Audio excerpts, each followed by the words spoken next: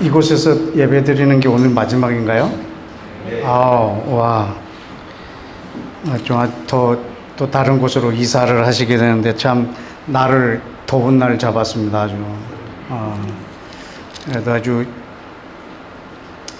이 건물이 참 복이 많은 것 같습니다. 이렇게 하나님의 임재를 경험하는 공간으로 이렇게 사용되어진 것에 대해서 또 고맙고, 또 여러분이 새로 이사할 그 공간에도 기름 부음이 넘치는 그런 공간이 되기를 축복합니다. 네. 더위에 이사하는데 괜찮으실까요? 네, 괜찮겠죠. 요 며칠 전에 전국에서 양평하고 여주가 제일 더웠어요. 41도. 41도. 그때 새벽 2시인데 실내 온도가 31도였어요. 여러분은 머리카락이 있어서 괜찮은지 모르겠지만 저는 햇볕을 바로 받으면 아파요.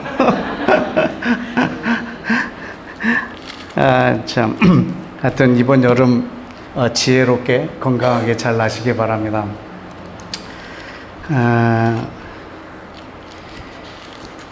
오늘 여러분하고 왕이 가르쳐 주신 기도 오늘 두 번째 시간인데, 오늘은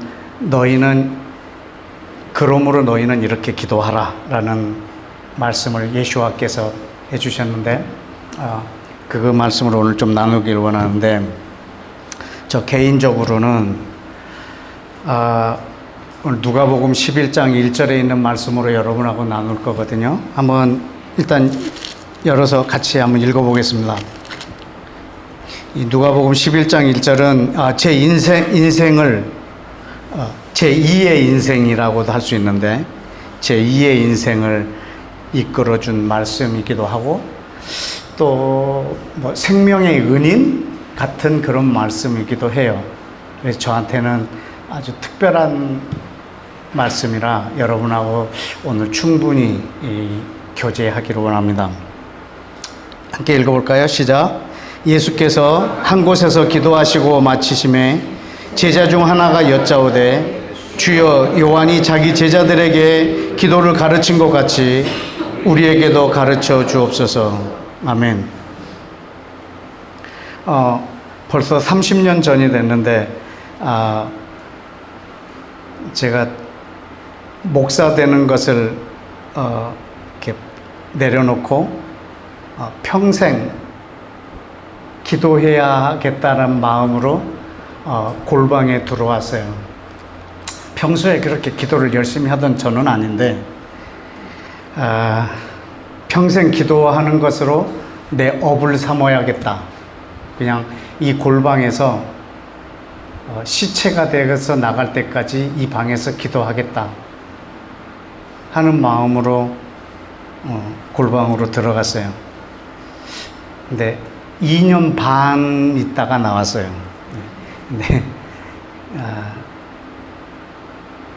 2년 반 동안 무엇을 기도했을까 여러분이 궁금하실 수도 있는데, 처음에 평생 기도하겠다고 들어갔는데 이틀 하니까 할 게 없어요. 참, 기도할 내용이 없어요. 이틀 꼬박 했더니. 그때 누가복음 이 11장 1절 말씀을 읽게 됐어요. 근데 이거를 그냥 찾아서 읽은 게 아니고, 그 화장실에 오늘의 말씀 한 장 한 장 넘기는 그게 있었는데, 오늘 말씀이 누가복음 11장 1절이었어요. 그래서 비교적 큰 일을 보다가 그거를 읽게 됐는데, 저는 진짜 그 변기에 빨려 들어가는 줄 알았어요. 그 임재가 있잖아요. 화장실에서 임한 임재. 그때 이 말씀이 저한테는 아주 그냥 빛이었어요. 빛. 그냥 예수님, 나에게 기도를 가르쳐 주십시오. 이게 근데 요한의 제자들에게 기도를 가르친 것과 같이 나에게도 가르쳐 주옵소서. 이게 나한테는 지금 막 내 목숨이 달려 있는 거예요. 왜냐면 나는 평생 기도하려고 들어왔으니까. 그래서 안방에 있는 세워놓는 옷걸이 있잖아요. 그거를 기도실로 갖고 들어와서 주님 보세요. 이 옷걸이가 요한이고 제가 요한의 제자입니다. 요한의 제자에게 기도를 이렇게 마주보고 가르쳐 줬던 것처럼 예수님 저에게 기도를 가르쳐 주십시오. 이 기도를 얼마나 했을까요? 정말 어마어마하게 했어요. 예수님 기도를 가르쳐 주세요. 아침에 눈 뜨면 그 예수님 나에게 기도를 가르쳐 주세요. 예수님 나에게 기도를 가르쳐 주세요. 그러니까 뭐 하나님의 음성이 들린 건 아닌데 이렇게 말씀하시는 것 같았어요. 기도해라 가르쳐 줄게 막 이런 거 있잖아요.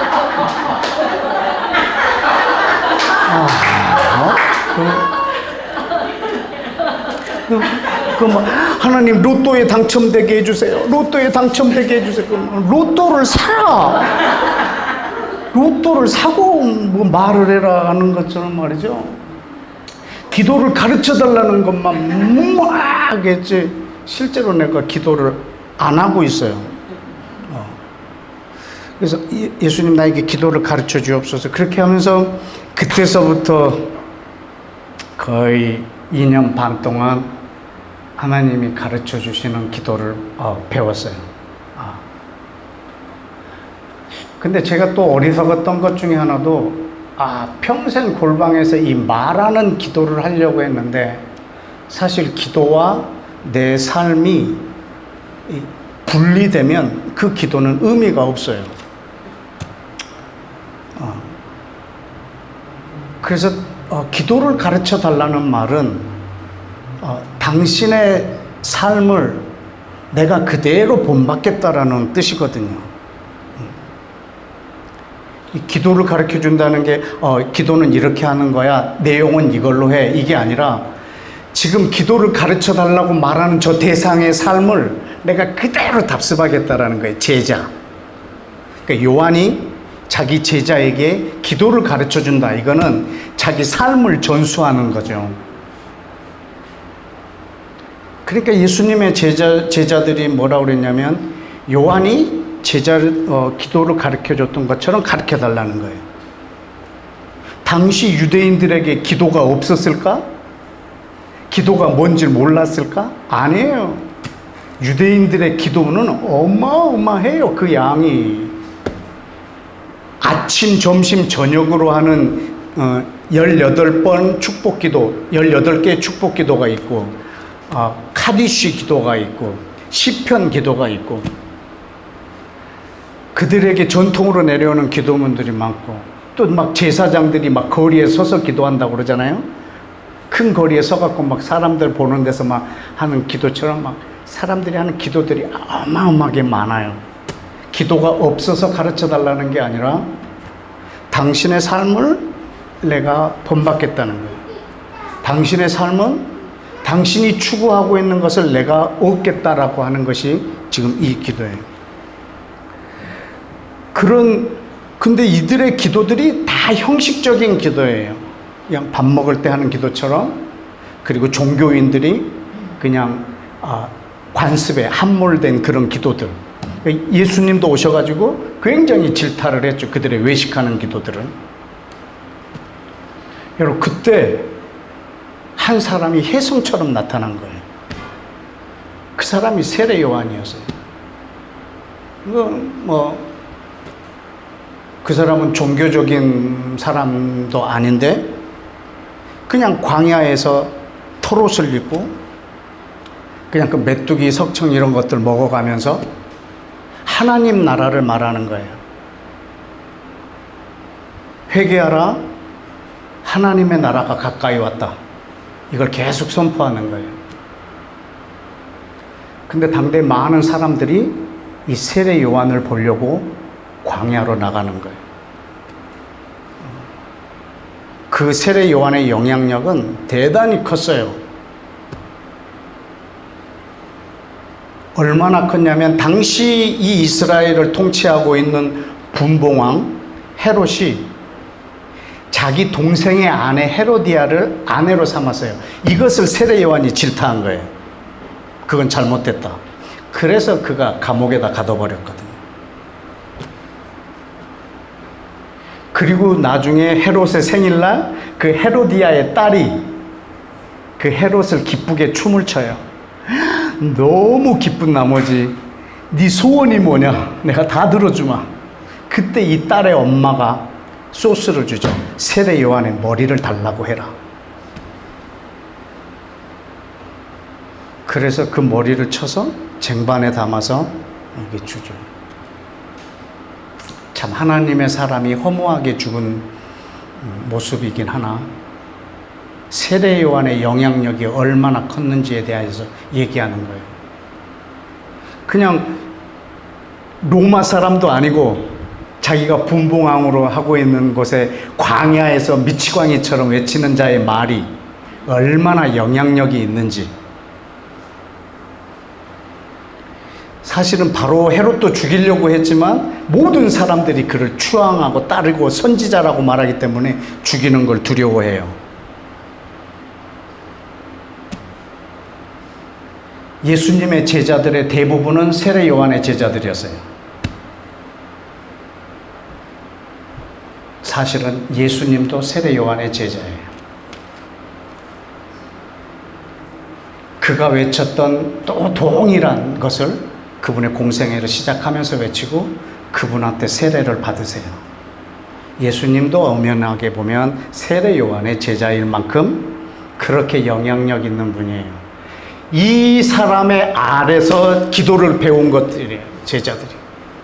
저 세례 요한의 삶을, 저 하나님의 나라를 추구하는 종교적인 그런 모습이 아니라 저것을 받아들이고 싶은 거죠.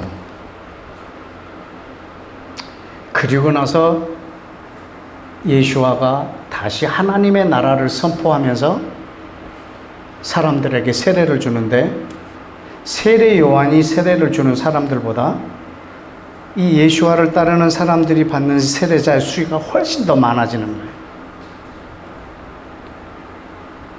그때 이 배경에서 나온 말들이에요. 요한이 요한의 제자들에게 기도를 가르치는 것처럼 예수님 우리에게 기도를 가르쳐 주옵소서. 기도가 없어서 가르쳐 달라는 게 아니라 기도할 줄 몰라서 가르쳐 달라는 게 아니라 당신이 지금 하신 그 기도를 우리에게 가르쳐 달라는 거예요. 당신의 삶을 우리에게 전수해 달라는 거죠. 그래서 우리 말과 내 삶이 분리된 그 기도는 이미 의미가 없으니까 말이죠. 이 하나님의 나라의 운동을 하고 있는 이 세례 요한의 모습처럼 예수님도 하나님의 나라를 말하고 계시는 거예요. 하나님의 나라가 너희에게 임했다 라고 말씀하시면서 그분의 삶이 다른 사람의 삶하고 다른 거예요. 그분의 기도가 다른 사람의 기도와 다른 거예요.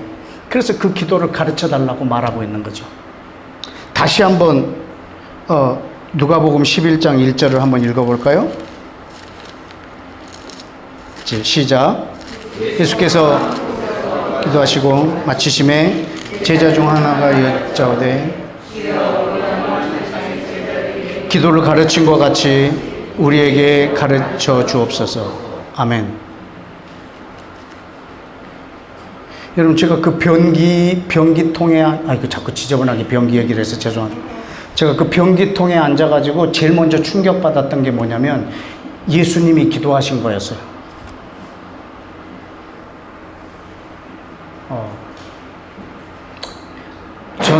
제가 왜 골방에서 기도하게 됐냐면 저는 그 전까지 기도는 사람이 만든 거라고 생각을 했어요. 왜냐하면 모든 종교에 있으니까. 모든 종교에 기도가 있으니까. 근데 모든 종교가 똑같이 자기 소원을 빌어서 성취하려고 하는 그것이 동일하니까 모든 종교에 있고 모든 종교의 기도는 같은 거구나. 이거는 사람이 만든 거구나 라고 생각을 했어요.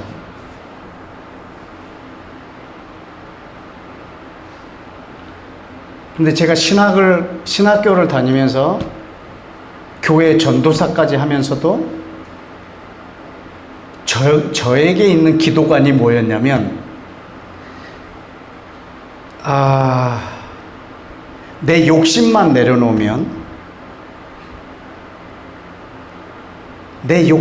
내려놓으면 기도는 안 해도 되겠구나. 이게 제 기도관이었어요.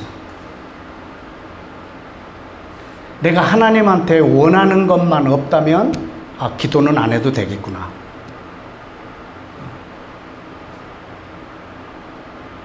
그게 저의 기도관이었어요. 그래서 저는 뭐 기도하는 거, 막 기도 열심히 하는 거 보면 그냥 욕심이 많은 사람인갑다라고 생각할 정도로 저한테 기도는 아무것도 아닌 거였어요.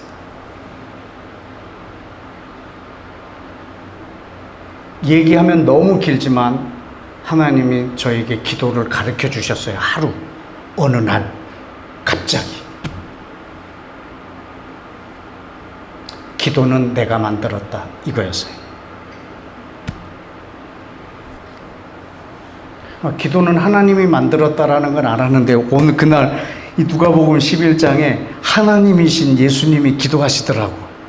그게 저한테는 되게 충격이었어요. 예수님이 기도하셨구나. 이 땅에 있는 사람이 기도하지 않아도 될 분이 계시다면 그분 한 분이실 텐데 저분은 뭘 기도하셨을까?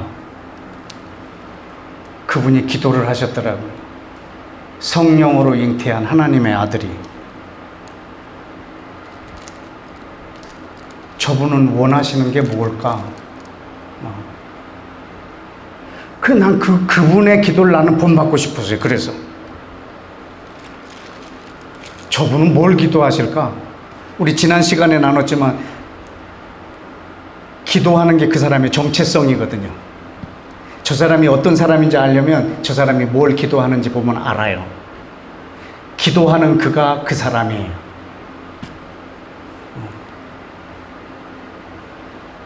그리고 사실은 기도를 해서 우리가 막 하나님을 바꾸려고 하잖아요. 하나님 그런 계획 갖고 계셨죠? 아닙니다. 이렇게 하셔야 됩니다. 이게 하나님을 바꾸려고 하지만 사실 기도하다 보면 내가 바뀌거든요. 기도는 나를 바꾸는 거예요. 내 입에 있는 말로 시작하지만 내가 순종하는 것으로 완성되는 게 기도예요. 내가 무릎 꿇고 기도를 시작하지만 내가 죽는 걸로 끝나요. 그래서 기도하고 내 삶은 이렇게 분리가 될 수 없는 그 어떤 거예요. 그 예수님은 무엇을 기도하셨을까? 당대 유대인들도 아마 제자들도 그게 너무 궁금했을 거예요. 당신의 기도를 나에게 가르쳐 달라고.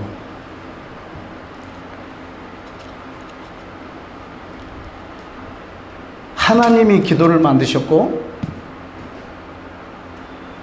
하나님이 사람으로 오셔서 직접 하셨고 그분이 승천하신 후에 하나님이 내 안에 오셔서 계속하고 계세요. 성령께서. 기도는 하나님이 만드셨고 하나님이 직접 하셨고 하나님이 계속하시는 거예요. 우리는 기도할 수 없구나. 여러분, 우리는 기도를 할 수 없는 존재예요. 기도하라고 하면 모두가 이방인의 기도를 할 거예요. 안 배워도 되는 기도예요. 그거는 기도가 아니라 본능이에요. 유한한 인간이 내가 알지 못하는 절대자에게 나의 안녕을 비는 거죠. 그거는 본능이에요. 예수아가 한 기도는 그런 본능의 기도는 아니었을 것 같거든요. 그런데 예수아께서 기도를 가르치시는 거예요. 11장 2절에 보실래요? 예수아께서 이러시되 뭐라고 했죠? 너희는 기도할 때 이렇게 하라. 가르쳐 주시는 거예요. 너희는 기도할 때 이렇게 하라. 지금 가르쳐 주시는 거예요. 그러면 여러분, 기도는 배워야 되는 거예요. 여러분, 기도는 배워야 되는 거예요. 왜? 저분이 기도를 가르치셨기 때문에. 우리는 기도를 배워야 돼요. 한 번 배워서 영원히 쓰는 게 아니라 여러분, 기도할 때마다 배워야 돼요. 오늘 내가 이것을 어떻게 구해야 됩니까? 라고 물으시고 배워야 돼요.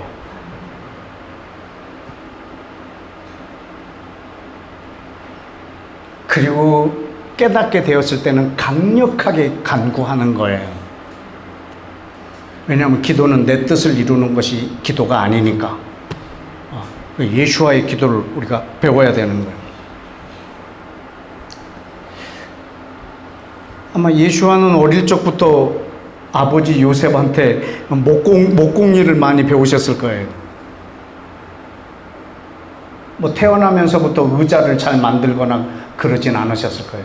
예수와도 계속 목공소에서 일했을 거예요. 아버지의 업을 이어서.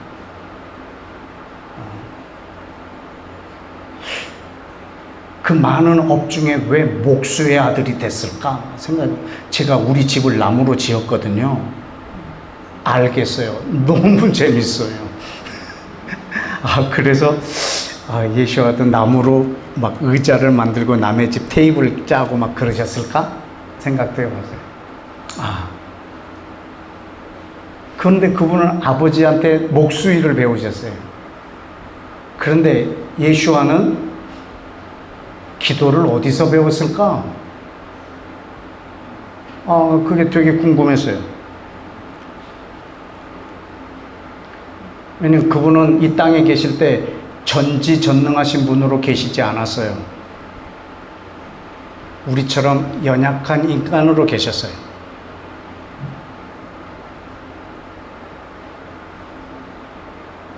그래서 그분은 태어나면서부터 모든 것을 알았거나, 태어나면서부터 의자를 만들 줄 알았거나, 태어나면서부터 테이블을 짤 줄 아셨거나 그런 분은 아니세요. 배우셨어요. 그럼 예수와도 기도를 배우셨을 거라. 어디서 배우셨을까? 요한복음에 구구절절이 나옵니다. 나는 아버지께서 하시는 일을 보기 전에는 아무것도 할 수 없노라. 내가 너희에게 이르는 모든 말들은 아버지로부터 듣는 것을 너희에게 말하노라. 그리고 하나님으로부터 배운 사람이 내게로 오느니라 라고 말씀하시는 거 보면 그분은 분명히 하나님으로부터 기도를 배우셨을 거예요. 하나님의 나라에 대한 기도를. 그리고 그 기도를 이 땅에서 하셨고, 제자들은 그 기도를 배우기를 원하셨을 거예요. 여러분, 누가복음 11장 2절을 우리 다시 한번 읽어볼까요? 1절, 2절 다시 시작. 예수께서 한 곳에서 기도하시고 마치심에 제자 중 하나가 여짜오되 주여, 요한이 자기 제자들에게 기도를 가르친 것 같이 우리에게도 가르쳐 주옵소서. 예수께서 이르시되 너희는 기도할 때 이렇게 하라. 아멘. 아멘. 너희는 기도할 때 이렇게 하라. 너희는 기도할 때 이렇게 하라. 이 너희는은 누굴까요? 예수와한테 기도를 가르쳐 달라고 하는 제자들이겠죠. 근데 이 너희들은 지금 왕이신 예수와의 백성들을 만드시는 과정이세요. 주님께서 가르쳐 주신 그 기도는 왕의 백성들이 하는 기도예요. 그들 속에서 지금 떼어내는 과정이에요.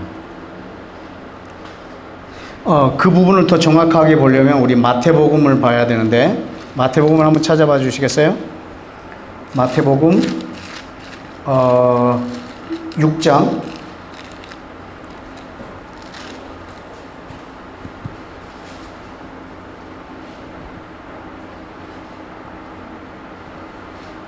5절. 또 너희는 기도할 때 외식하는 자와 같이 하지 말라. 그들은 사람에게 보이려고 회당과 큰 거리 어귀에 서서 기도하기를 좋아하느니라. 내가 진실로 너희에게 이르노니 그들은 자기 상을 이미 받았느니라. 6절 다 같이. 너희는 기도할 때에 내 골방에 들어가 문을 닫고 은밀한 중에 계신 아버지께 기도하라. 은밀한 중에 보시는 내 아버지께서 갚으시리라. 아멘. 이건 지금 회당과 큰 거리에서 기도하는 이 사람들은요, 유대인들이에요. 종교인들. 시나고그, 그 회당에서 유대인들이 기도하는데 다 사람들이 보는 앞에, 큰 사람들 앞에 거기서 큰 소리로 기도하는 거예요. 모든 사람이 존경을 표할 만큼. 그렇게 사람에게 보이려고, 사람에게 자랑하려고 기도하는 거, 그거 아무 능력이 없다. 이미 자기 상을 받았다. 골방에 들어가서 조용하게 기도해라. 왜? 하나님만 의식하라는 거예요.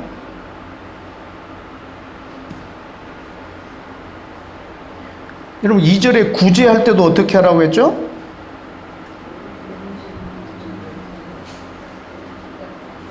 거리에서 타는 사람들한테 이제 막 구제 헌금할 때 거리에서 나팔 불지 말라고. 오른손이 하는 걸 왼손이 모르게 하라. 왜? 4절에 은밀하게 하라. 은밀한 중에 보시는 하나님이 갚으시리라. 하나님을 의식하라는 거예요. 전 대표 기도를 안 해요. 사람들이 듣는 데서 기도를 잘 안 해요. 식사 기도도 혼자 하면 하는데 여럿이 먹을 땐 안 해요. 소리 내서 안 한다고. 왜? 저기 사람이 내 말을 들으니까. 누군가 내 말을 듣고 있다면 난 저 사람을 의식하게 될 거거든요. 그래서 저는 안 해요. 어디 집회를 갔더니 한 분이 막 피곤해 죽겠는데 제 방을 놓고 하더니 기도 받으러 왔다고. 그래서 당신이 뭔데 내 기도를 받아요?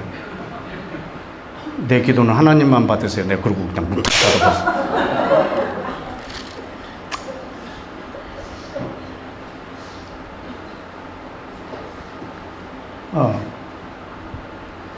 그러니까 막 사람들한테, 사람을 의식하면서 하는 기도들이 저한테 너무 아내 버릇해서 그런지 되게 지금은 누가 이렇게 기도해 달라고 그러면 빨리 가세요. 기도하게. 지금 해달라고 하면 어떡해? 저 사람이 원치 않는 말을 할 수도 있는데, 하나님 저 사람 기도 들어주시면 안 됩니다. 속지 마십시오. 내가 그렇게 말할 수도 있거든요.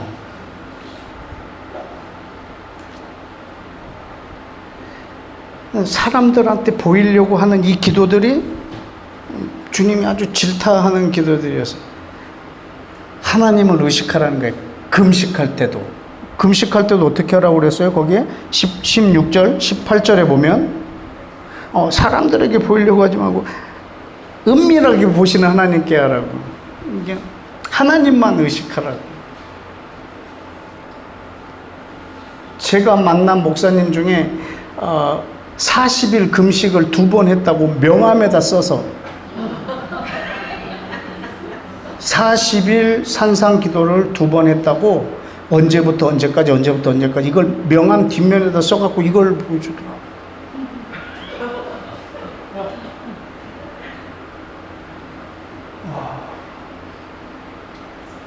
나도 그럼 쓸걸. 그래서 막 골방에서 2년 반 있었다고 막 이렇게 말이죠.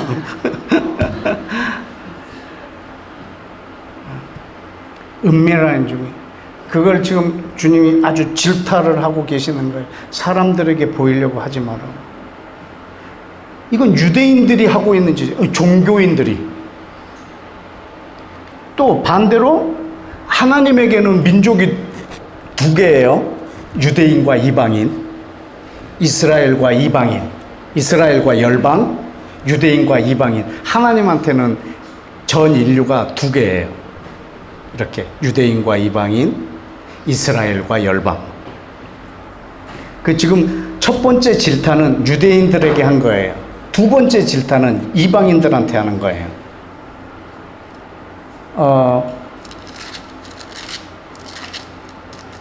7절 또 기도할 때 다 같이 이방인과 같이 중언부언하지 말라. 그들은 말을 많이 해야 들어주실 줄 생각하느니라. 이방인의 기도는 문제가 뭐냐면 중언부언이라는 것은 했던 말 또 하는 것이 중언부언이 아니에요. 저도 했던 기도 또 하고 어저께 했던 기도 오늘 하고 지난주 했던 기도 이번 주 또 하고 그래요. 이것을 중언부언이라고 하지 않아요. 중언부언은 의미 없이 말을 많이 해야 들어줄 거라고 생각하고 시작한 말들이에요. 그 주술이에요, 주술.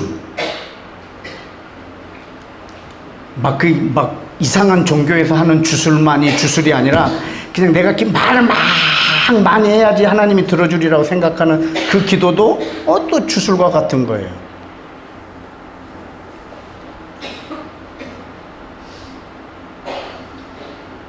이방인과 같이 중언부언하지 말라. 그들은 말을 많이 해야 들어줄 줄 생각하느니라. 8절에 그러므로 그들을 본받지 말라. 구하기 전에 너희에게 있어야 할 것을 하나님 너희 아버지께서 아시느니라. 자, 이거 지금 전 인류를 질타하신 거예요. 유대인의 기도, 이방인의 기도. 그리고 뭐라고 말씀하시는지 보세요. 9절. 뭐라고 했죠?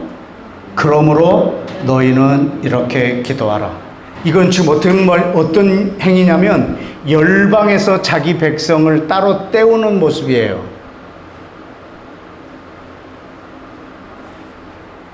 유대인처럼 하지 말고 저런 이방인들처럼 하지 말고 너희는 내 백성이다. 하나님의 나라의 백성이다. 너희는 이렇게 기도해라. 라고 자기 백성을 따로 떼내는 중이세요. 마치 이건 뭐와 같냐면 회개하라 하나님의 나라가 가까웠느니라 이거랑 똑같은 말이에요. 죄를 지으면 천국 못 간다 이런 말이 아니에요. 지금 예수와께서 이 땅에 왕으로 오시는데 이 날까지 이 사람들은 헛된 것에 숭배를 했어요. 만몬에 숭배하고 헛된 종교의 전통에 숭배하고 하나님을 섬기지 않았어요. 왕의 백성으로 살지 않았어요. 근데 이제 왕이 왔다. 회개해라. 이 말은 너희 왕을 바꾸라는 뜻이에요. 회개하라는 말은 왕에게 돌아오라는 말이에요. 지난번에도 한번 얘기했지만 우리 일제 36년간의 시간 동안 있다가 해방이 됐어요. 그리고 온 우리 조선 민족에게 말하는 거야. 너희는 돌아오라! 라고 말하면 이제는 일본에게 우리가 숭배하고 통치에 순종하는 것이 아니라 이제 너희는 대한민국의 국민이 되었다. 라고 돌이키라는 거예요. 그것이 회개라는 뜻이에요. 내가 죄를 지었는데 회개 안 하면 지옥 가고 그런 차원의 회개하라는 뜻이 아니에요. 지금 자기의 백성을 불러들이는 행위세요. 너희는 이렇게 기도하라. 이 말도 그런 뜻이에요. 자기 백성을 모으고 있는. 그리고 기도를 가르쳐 주세요. 그 기도를 한마디로 요약하면 마태복음 6장 33절이에요. 같이 읽어볼까요? 시작.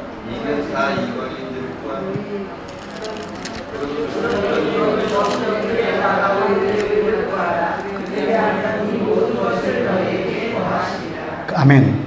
오직 너희는 하나님의 나라와 그 의를 구하라. 하나님의 나라, 오직 너희는 하나님의 나라를 구하라. 그럼 이 모든 것을 너희에게 더하시리라. 이 말은 주기도문을 주님이 가르쳐 주신 기도를 한마디로 말하면 왕의 통치, 그분의 다스림, 그것을 내가 받고 나를 통해서 모든 것을 다스리길 원하시는 하나님의 소원이, 뜻이 거기에 담겨져 있는 기도예요. 그래서 너희는 이렇게 기도하라라고 말했을 때, 이제 너희는 그런 유대인의 전통과 그런 종교에 빠진 그것도 아니고, 이방인들처럼 너희는 호흡이 없는 신들의 헛된 신에게 숭배하는 자들도 아니고, 너희는 왕의 백성이다라고 자기 백성을 모으는 거예요. 너희는 이렇게 기도하라, 이 말은. 그래서 내가 무엇을 기도하느냐가 바로 우리의 정체성이고 내가 누구냐라고 하는 거고, 그래서 왕이 이 백성을 지금 모으는 중이십니다. 이거는 거룩이라는 말은 이렇게 따로 떼낸다는 뜻이에요. 구별시킨다. 자기 백성을 이렇게 구별시키는 행위. 근데 이 구별은 다른 데랑 섞이지 않게 하는 구별이 아니에요. 하나님의 나라가 확장되게 하려고 하는 데 있어서 축이에요, 기준. 그래서 그 나라를 이 축을 통해서 확장시키려고 하는, 따로 떼내는 거예요. 하나님이 저와 여러분을 이 세상에 있는 사람들하고 섞이지 않게 하려고 따로 떼내는 그런 정도의 구별함이 아니라, 하나님의 나라가 내게 임하고 나를 통해서 번져가게 하는 그 축으로 삼기 위한 따로 떼어냄이에요. 하나님의 나라는 다른 데 임해서 나한테 오는 게 아니라 내 안에 임해서 다른 데로 퍼져가는 나라예요. 겨자씨같이 누룩처럼. 그래서 우리에게 가르쳐 주신 기도를 한마디로 말하면, 하나님의 통치를 내가 받고 나를 통해서 모든 것이 다스려지는 처음 에덴을 회복하는 거예요. 아담이 에덴에서 하나님의 통치를 받고 땅에 있는 모든 것을 다스렸던 그 최초의 완벽한 하나님의 나라, 이것을 다시 회복하시려고 예수와께서 이 땅에 오셨어요. 그분이 선포하시는 것이 바로 하나님의 나라고, 그래서 그것을 간구하고 추구하지 않는 우리들에게 너희는 이것을 추구해라라고 선포하고 있는 것이 예수와의 기도예요. 그래서 제목 하나하나, 이름이 거룩히 여기고 뜻이 이루어지고 나라가 임하고 일용할 양식을 주고 죄를 사해주고, 이것을 여러분하고 시간이 될 때마다 하나씩 지금 나누고 있는 거예요. 하나님의 통치가 우리 가운데 어떻게 임하는지. 왜냐하면 이때까지 이들이 한 기도는 이것과 관계가 없는 기도였거든요.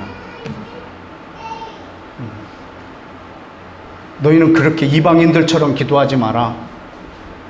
저렇게 종교인들처럼 사람들한테 존경받으려고 거리에서 두 손 들고 기도하고 이런 걸 하지 말라.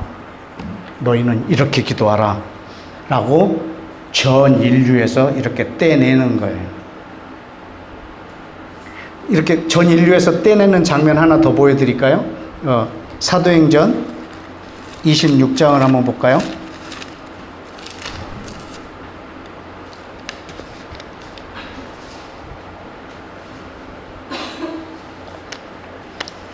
사도행전 26장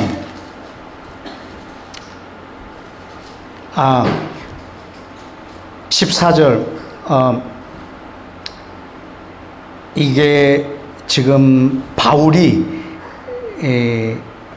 아그리빠 왕 앞에서 자기가 예수와를 어떻게 만났는지 말하고 있는 장면이에요. 14절에 우리가 다 땅에 엎드러지며 내가 소리를 들으니 히브리 말로 사울아 사울아 네가 어찌하여 나를 박해하느냐, 가시체를 뒷발질하기가 내게 고생이라. 15절에 나는 내가 핍박하는 박해하는 예수라. 16절 일어나 내 발로 일어서라.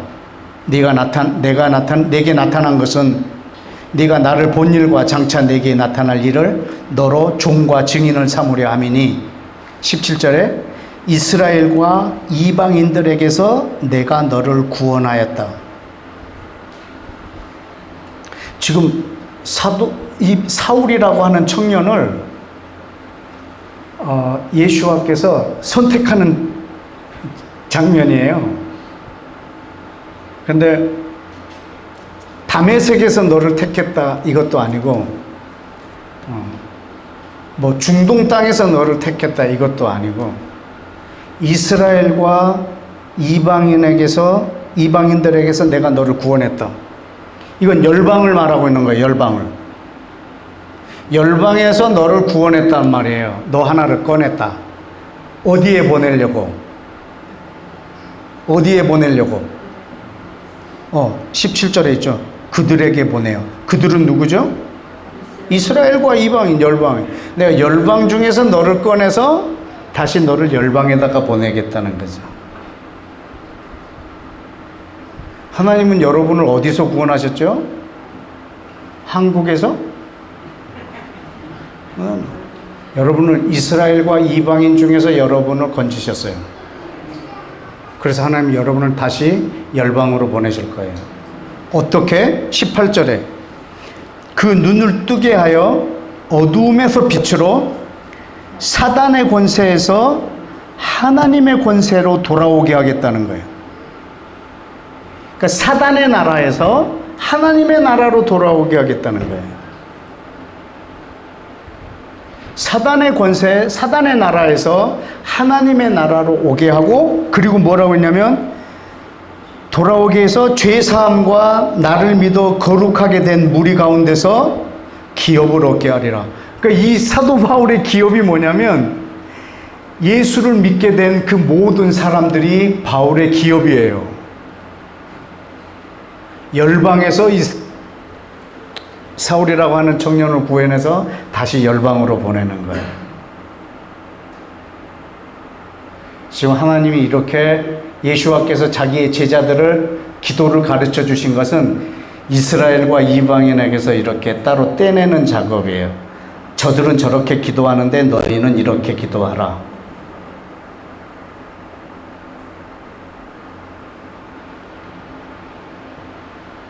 오직 하나님의 나라를 구하라. 여러분, 이 구하라는 말은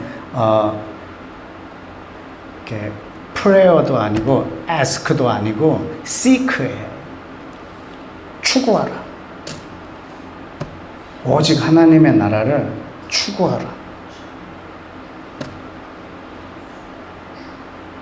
그냥 모든 것에 있어서 내 우선순위를 하나님의 나라에 두라는 거예요. 이게 그 나라를 구하는 기도예요. 그래서 기도와 내 삶은 분리가 될 수가 없어요.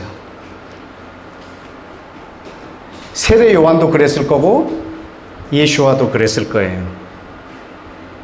이분들의 삶은 오직 하나님의 나라를 추구하는 거예요. 그 제자들이 말하고 있는 거예요. 당신의 기도를 가르쳐 달라고. 그때 예수님의 기도를 가르쳐 주세요. 그 기도 내용 전체가 하나님의 나라를 구하는 기도예요. 오늘날 우리에게 일용할 양식을 주옵시고, 이것이 양식을 구하는 기도라고 착각하시면 안 돼요. 하나님의 나라가 임하는 절정이에요.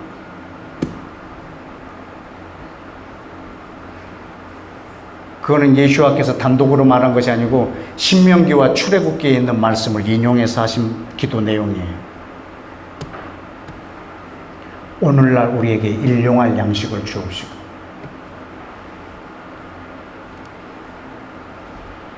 하늘에서 양식을 비같이 내려줘요. 만나를. 그리고 뭐라고 신명기에 기록이 됐냐면 너희는 나가서 일용할 양식을 거두라고.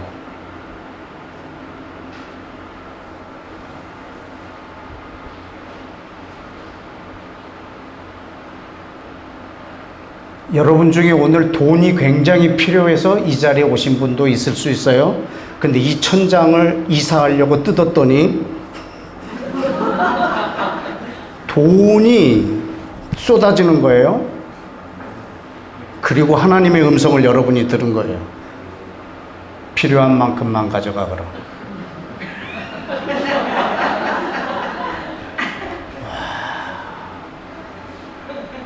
그것도 언제 필요한 만큼? 오늘 필요한 만큼.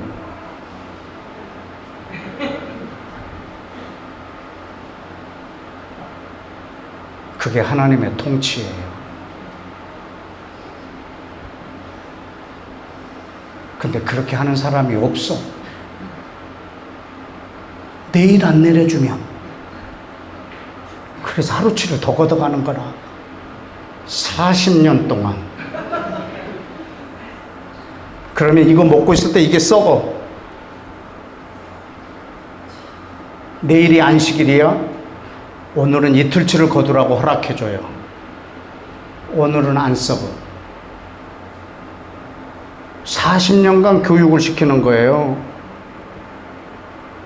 왜? 430년의 때를 베껴내려고.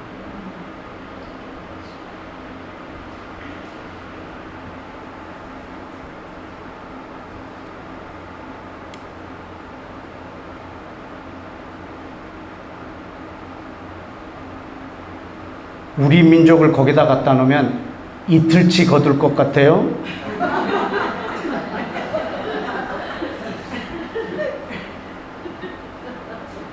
우리 민족은 유대인보다 지혜로워요. 담아버려. 메추라기 장조림.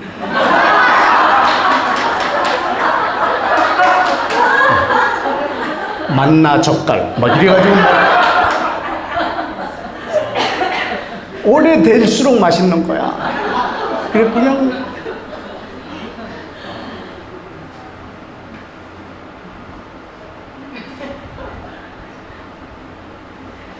여러분, 하나님이 여러분 아버지인 것으로 평안을 누리세요? 겨울에 김장 해놓은 걸로 평안을 누리세요?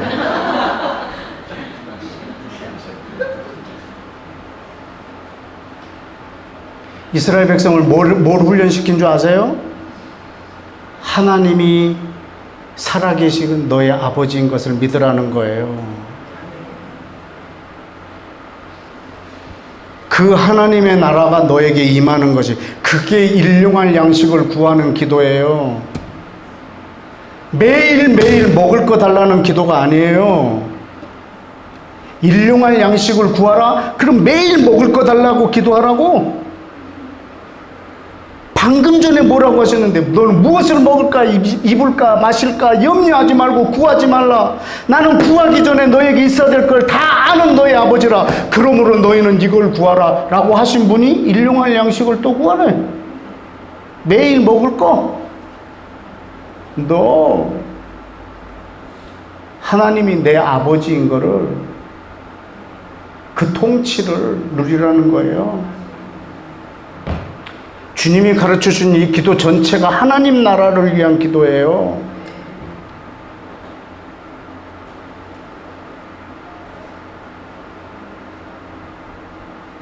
여러분이 해야 될 기도가 따로 있는 거예요.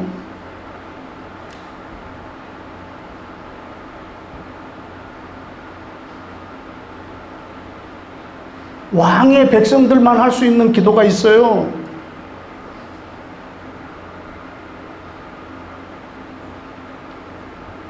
이방인들이 하는 기도도 있고, 왕이 우리에게 기도를 가르쳐 주시는 거예요. 자기의 백성을 만드시려고. 왕의 백성만 할 수 있는 기도예요. 주님이 가르쳐 주신 기도가. 그분의 뜻이 이 땅에 이루어지도록 기도하라는 거예요. 그분의 통치가 이 땅에 이루어지도록 기도하라는 거예요. 내가 하루하루 매일매일 쌓아놓은 것에서 안식을 누리는 것이 아니라 하나님이 내 아버지 되어 주심으로 안식을 누리는 그 삶이, 그 통치가 내 삶에 임하고 나를 통해서 모든 것에 임하도록.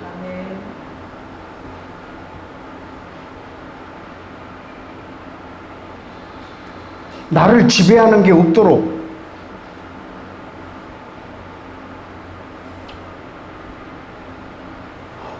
어느 날은 내가 대장 내시경, 위 내시경 그 예약이 돼 있어서 하루를 금식을 했거든요. 그래서 그 다음날 내시경 검사가 끝났는데 밥을 먹어야 되고 죽을 먹으려고 하는데 막 두통이 머리가 깨질처럼 아픈 거예요.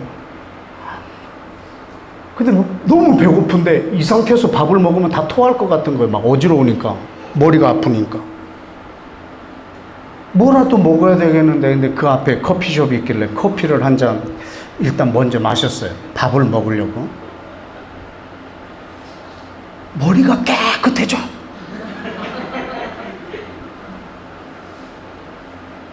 제가 하루에 이렇게 드립으로 내려서 커피를 2잔을 오전 10시, 오후 3시에 복용을 하거든요. 이게 어느덧 내가 카페인 중독인 거야. 하루 안 마셨다고 두통이 온 거야. 그래서 얼른 이렇게 서칭을 해봤죠. 카페인 중독 증세. 두통이야. 다.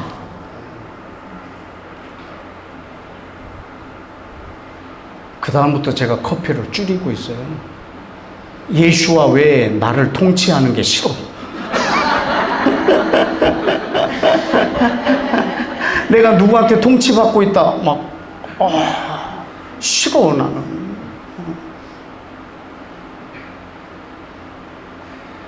내가 그분의 통치를 받고 나를 통해서 모든 것을 통치하길 원하니까. 그런 것까지도 말입니다. 여러분, 우리에게 기도를 가르쳐 주신 분이 우리의 왕이세요. 그 왕은 우리를 자기의 백성 삼으시려고 따로 기도를 가르치고 계시는 거예요. 근데 이 기도는 주문이 아니에요. 주기도문은 주문이 아니고 자기 백성을 만드시려고 자기 제자들에게 가르쳐 준 거예요. 여러분이 이 주님이 가르쳐 주신 기도가 여러분의 삶이 되어야 되는 거예요. 만약에 내 삶과 내 기도가 분리되어 있다, 그러면 내 기도는 일단 의미가 없다라는 걸 여러분이 아셔야 돼요. 한편으로는 여러분이 기도하시는 그 기도가 여러분을 그렇게 살게 할 거예요. 그럼 어차피 나는 못 살까? 안 하면 되지. 이렇게 좀, 잔머리 굴리다 다 빠져요, 머리가. 여러분, 그러니까 내 입에서 나오는 말이 나를 인도한다는 것을 여러분이 또 깨달으셔야 돼요. 시편 119편에 아주 좋은 힌트가 있는데 한번 볼까요? 시편 119편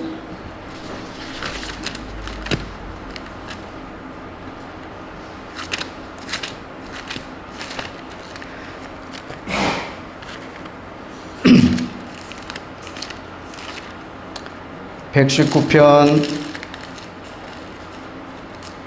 97절 다 같이 시작. 내가 주의 법을 어찌 그리 사랑하는지요. 내가 그것을 종일 작은 소리로 읊조린다고. 그러니까 하나님의 말씀을 계속 말한다고. 자, 그때 어떤 일이 벌어지냐면 105절 시작. 주의 말씀은 내 발의 등이요 내 길의 빛이니이다. 아멘. 여러분, 세상 사람들과 왕의 백성들의 차이가 뭐냐면, 이방인들이나 세상 사람들은 손에 쥔 것을 말을 해요. 손에 쥔 것을 말하고, 왕의 백성들의 삶은 달라요. 말한 것을 손에 쥐어요. 근데 그러면 내가 원하는 걸 다 말하면 손에 쥐는가? 그건 아니에요. 그건 마술이에요. 그건 마술이라. 근데 하나님은 자기 말씀을 우리 입에다 두세요. 마음에다 두시고 입에다 두세요. 그래서 그걸 말하게 함으로 내 삶을 인도해 나가세요. 그러니까 주의 말씀이 내 발의 등이 되고 내 길의 빛이 되는 거예요. 내 발의 등만 되면 내 발 앞에는 밝힐지 모르지만 내가 어디로 가야 될지를 몰라요. 반대로 내 길에 빛으로만 있다면 내가 저 목적지를 향하여 가다가 또랑에도 빠질 수도 있어요. 근데 이 두 개의 역할을 동시에 하는 거예요. 내가 가야 될 목적지와 내가 한 발 한 발 내디딜 내 발의 등, 이것이 주의 말씀이 인도해 주시는 거예요. 주님이 우리에게 말하게 하고 나를 인도하는 거예요. 하나님이 모세를 보내셔서 모세를 통해서 이스라엘 백성들을 40년 동안 인도해 내세요. 그때 모세는 막 자기는 절대 못 간다고 5번, 6번 거절해요. 그때 하나님께서 말씀해 주세요. 모세야, 내가 네 입과 함께 있어 네 행할 길을 보이리라. 그래서 모세가 입을 열어야 자기도 어디를 걸어가야 할 줄 알고 자기 백성도 어디로 걸어가야 할 줄 아는 거예요. 그렇다고 아무 말이나 해놓으면 백성들이 얼마나 고통스럽겠어요. 그래서 듣는 걸 말해야지. 그래서 회막에 들어가서 하나님하고 친구처럼 이야기하는 거예요. 그리고 그 들은 것을 백성에게 말하는 거예요. 그리고 이 모세 입에서 나온 말이 이 백성의 40년간 걸어가야 할 길들이에요. 그거를 옆에서 계속 지켜보던 청년이 하나 있어요. 여호수아. 모세는 들락달락거려요, 이 회막을. 근데 여호수아는 거기다 살림을 차렸어. 안 떠나. 회막 안에만 있어. 모세가 죽었어요. 다음 리더는 누가 돼야 될까요? 하나님의 말씀을 마음에다 두고 입에다 둔 사람, 그 사람이 한 시대의 리더예요.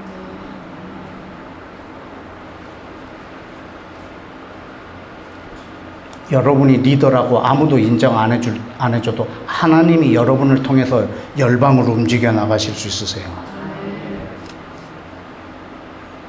그것이 왕의 백성의 삶이에요.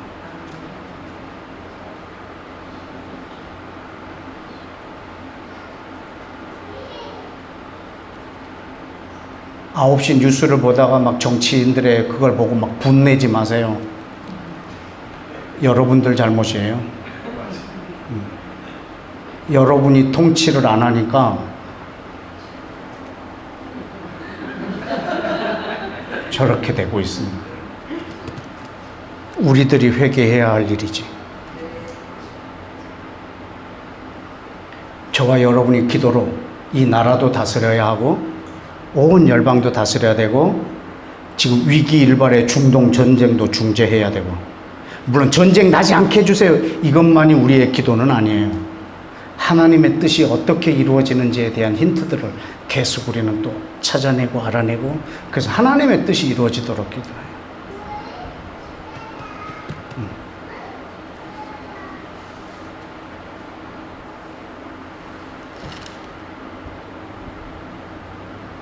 주님이 가르쳐 주신 기도, 너희는 이렇게 기도하라. 이것은 여러분이 왕의 다스림을 받고 여러분을 통해서 모든 것이 다스려지는 그 최초의 에덴에 있었던 하나님의 나라가 회복되는 거예요. 내가 하나님의 통치를 받고 모든 것을 다스리는 거예요. 이 땅에 생긴 모든 문제는 최초의 사람이 하나님의 통치를 거절한 데서 일어난 거예요. 그래서 땅도 사람 때문에 저주를 받았어요.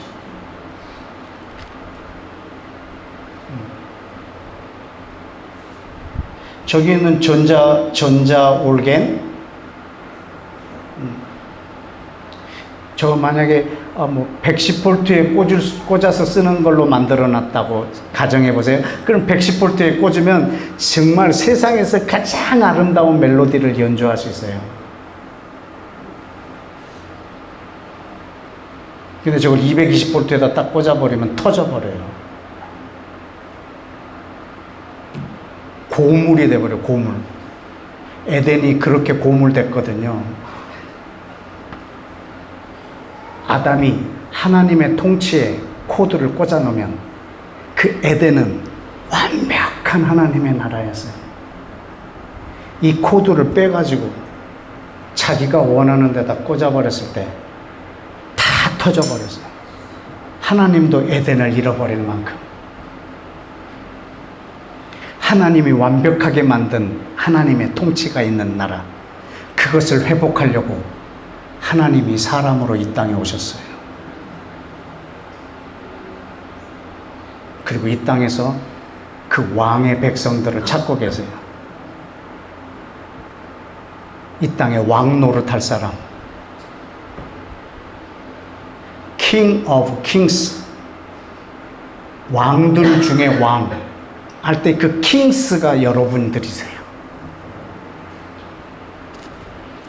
이 땅에 예수님께서 재림하시는 날, 각 나라의 대통령들을 왕으로 생각하지 않으세요. 이 땅에서 왕 노릇한 왕들, 그 왕들 중에 왕이 바로 우리 예수와예요. 근데 그 날이 오기 전에도 이미 하나님의 나라가 임했다고. 우리에게 기도를 가르쳐 주시는 걸, 왕이 기도를 가르쳐 주시는 거예요. 너희는 기도할 때 이렇게 하라. 이 말은 이 땅에 있는 사람들 중에 자기 백성을 따로 떼내는 행위세요. 누구? 이 기도를 하는 사람. 이 기도는 하나님의 나라가 임한 사람만 할 수 있는 기도예요. 오늘 여러분에게 이 통치가 임하기를 예수와 이름으로 축복합니다. 네, 기도하겠습니다.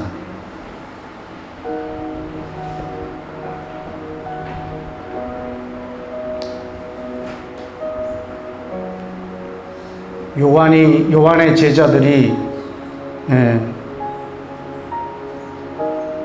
요한한테 기도를 가르쳐 달라고 했던 그 절박함,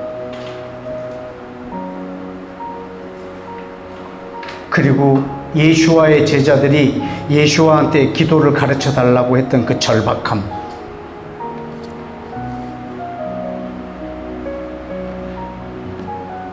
한 시대를 새롭게 만들어가는 그 기도들,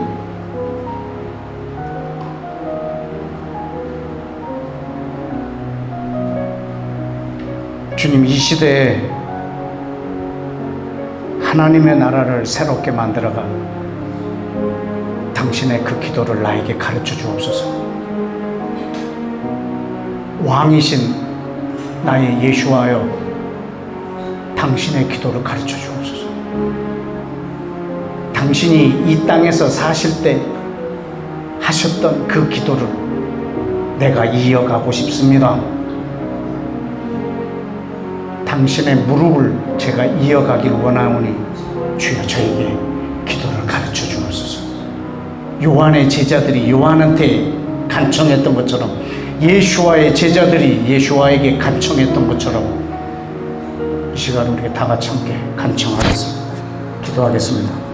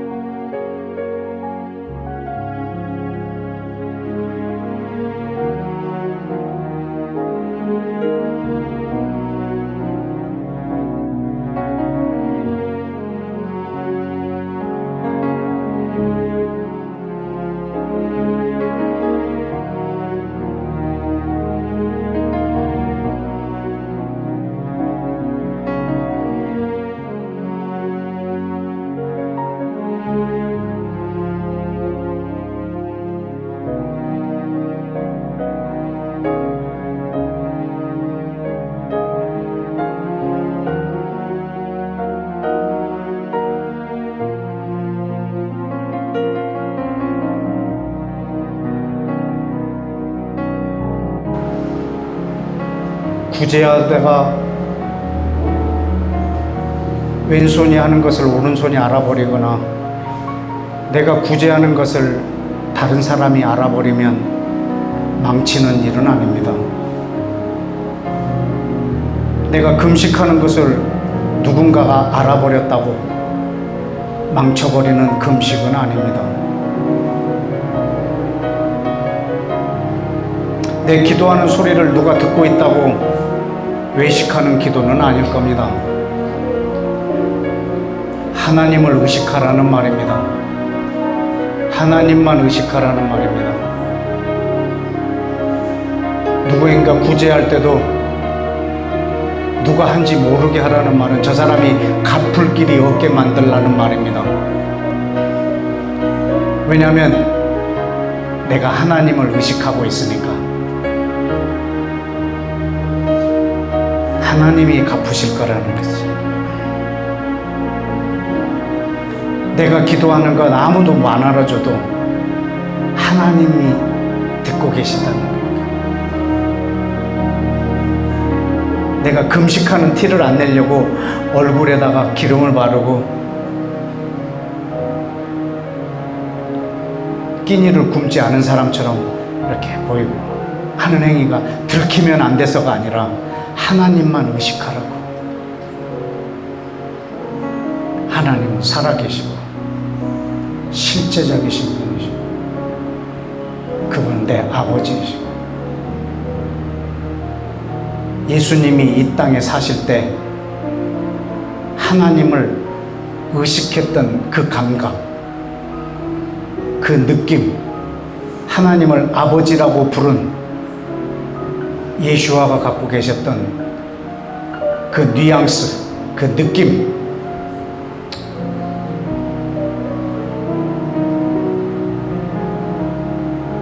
그걸 나에게 주십시오.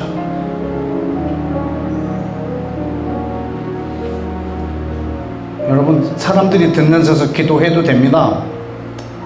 저는 사람을 의식하면서 기도하는 게 쉽지 않아서 안 하는 거지. 모든 사람이 여러분의 기도를 다 듣고 있다 해도 여러분이 하나님을 의식할 수 있다면, 하나님만 의식하며 기도할 수 있다면, 저 사람들이 내가 하는 이 기도를 어떻게 들을까? 어떻게 평가할까? 나를 어떻게 취급할까? 그런 게 아니라 정말로 하나님을 의식하면서 할 수 있다면 상관없습니다. 내 일상에서 정말 하나님을 의식하며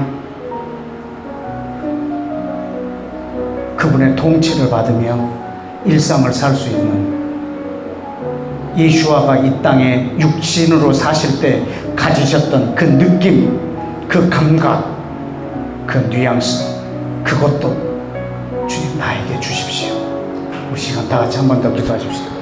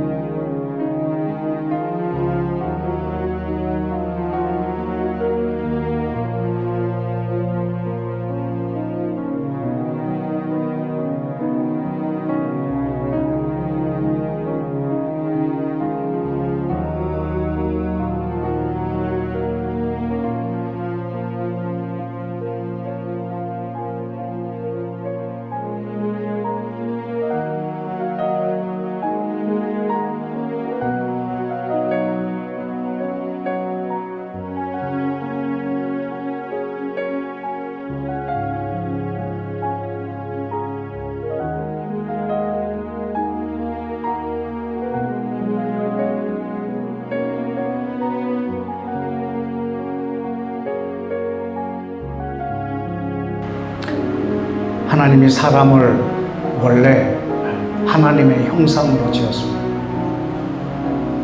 하나님의 형상은 하나님의 다스림을 받고 이 땅 모든 것을 다스리며 왕노릇하라고 지어주셨습니다. 하나님의 다스림을 받고 모든 것을 다스리는 왕노릇, 마치 분봉왕처럼. 에덴의 왕은 하나님이시지만 실제로 에덴을 통치하는 왕은 아담이었던 것처럼 이 세상이 그렇게 되기를 원하고 있고 하나님의 나라가 임하는 과정 또한 그렇습니다.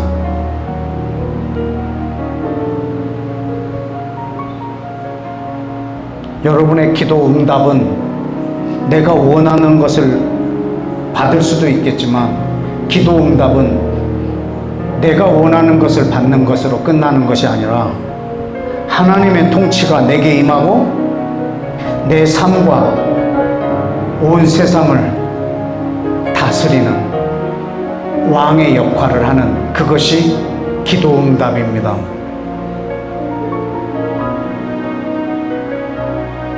여러분의 삶의 고난, 아픔, 문제, 그것이 해결되는 것이 끝이 아니라 그 과정을 통해서 여러분이 하나님의 통치를 받게 되고 여러분을 통해서 그 통치가 확장되는 것,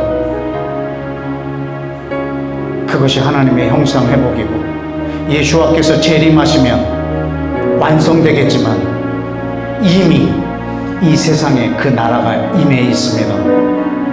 오늘날도 왕의 통치를 받으며 그 왕의 말씀으로 열방을 왕노릇하는 사람들이 있습니다. 저는 여러분들이 그 사람들이 되기를 축복합니다. 주님, 이 은혜를 내게 주옵소서. 다 같이 기도하겠습니다.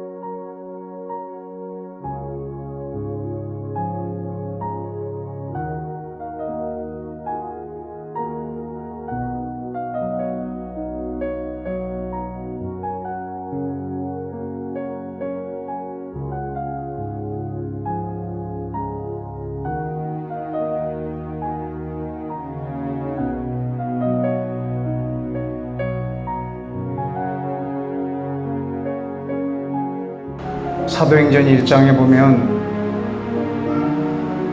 예수와께서 승천하시기 바로 직전에 유대인들이 묻습니다. 이스라엘의 회복이 지금입니까? 라고. 왜냐하면 메시아가 오면 이스라엘이 회복될 걸 믿고 있었기 때문에 죽었다가 살아난 당신이 메시아가 분명한데 그러면 지금입니까? 그 말은 다시 말하면 이 세상 끝날이 언제입니까와 같은 질문입니다. 그때 예수와께서 대답하십니다. 나 그때 나도 모른다. 아버지만 아신다. 그러나 성령이 너에게 임하면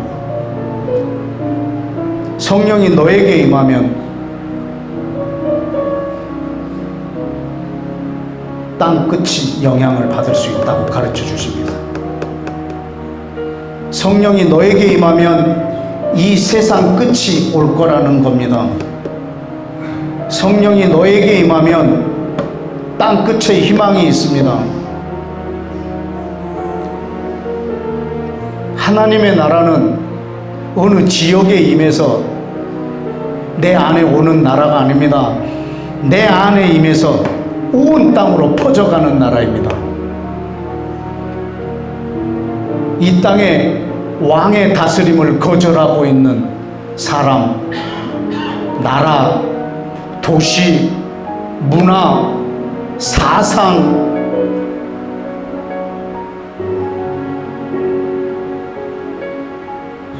이 모든 것은 어느 나라 갑자기 한 나라에 하나님의 통치가 임하는 게 아니고 한 사람 한 사람을 통해서 번져가는 나라들입니다. 하나님의 나라가 여러분에게 임하시면 땅끝은 희망이 있습니다. 하나님의 나라가 통치가 내게 임하고 내 입에서 나온 이 말로 이 땅의 문화가 바뀌고 하나님의 통치가 임한 나의 말로 이 땅의 정치도 바뀌고 사람 한 사람들이 바뀌고 나라가 변화되고 내게 임한 하나님의 나라와 내게 임한 성령님을 통해서 이스라엘과 중동 땅 전체가 영향을 받고 땅 끝이 영향을 받을 수 있는, 이것은 내 능력이 아니라 하나님의 나라의 원리입니다.